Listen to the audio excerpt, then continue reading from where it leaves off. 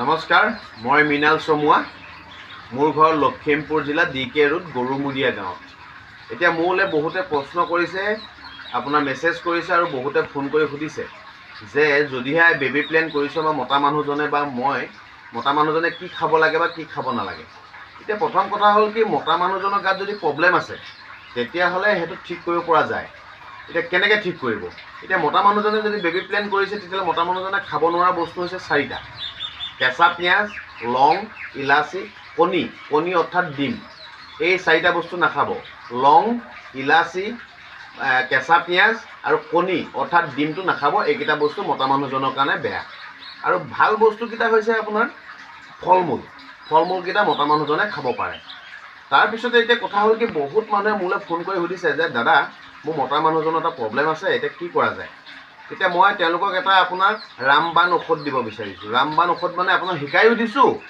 যদি আপুনি ক'ৰবাত পায় আপুনি বিচাৰি পেলাই খাব। যদি আপুনি ক'তো নাপায় তেতিয়াহ'লে মোৰ ওচৰলৈ আহিব লাগিব, মই আপোনাক এই বস্তুটো যোগান ধৰিব পাৰিম। ঠিক আছে? সেই বস্তুটো হৈছে, এইডাল হৈছে হতমূলৰ শিপা। হতমূল বুলি এজোপা বনৰীয়া উদ্ভিদ আছে। বনৰীয়া আপোনাৰ লতা জাতীয় উদ্ভিদ, দুবৰি বনৰ নিচিনা পাত, কাঁইট থাকে। গছজোপাৰ নাম হৈছে হতমূল। হত ফুল নহয়, হতমূল। এই হতমূল গছজোপা আচলতে হত মানে হৈছে 100, মূল মানে হৈছে শিপা। আপোনাৰ এই গছজোপা উদ্ভিদডাল য'তে হয় তাতে 100ডাল শিপা হয়। এইডাল খাব লাগিব। মতা মানুহজনে এই শিপাডাল খাব লাগিব।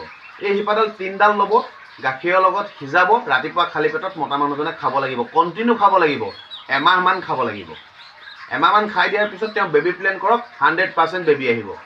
মই কৈছোঁ, মই মৃণাল চমুৱাই কৈছোঁ, 100% বেবী আহিব। তেওঁ যদি মতা মানুহৰ যদি প্ৰব্লেম আছে, এই হতমূলৰ শিপাডাল খাব লাগিব। যদি আপুনি ক'তো নাপায় তেতিয়াহ'লে মোক যোগাযোগ কৰিব পাৰিব। মই তলত স্ক্ৰীণত মোক ফোন নম্বৰটো দিছোঁ, যোগাযোগ কৰক। এদিনত ফোন নাপালে আপোনালোকে দুখ নকৰিব, মোৰ ঢেৰ ফোন আহে।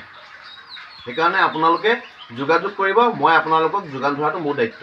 যদি আপুনি ক'তো নাপায়, যদি আপুনি পায় তেতিয়াহ'লে আপুনি বিচাৰি পেলাই খাওক হতমূলৰ শিপাডাল। ধন্যবাদ।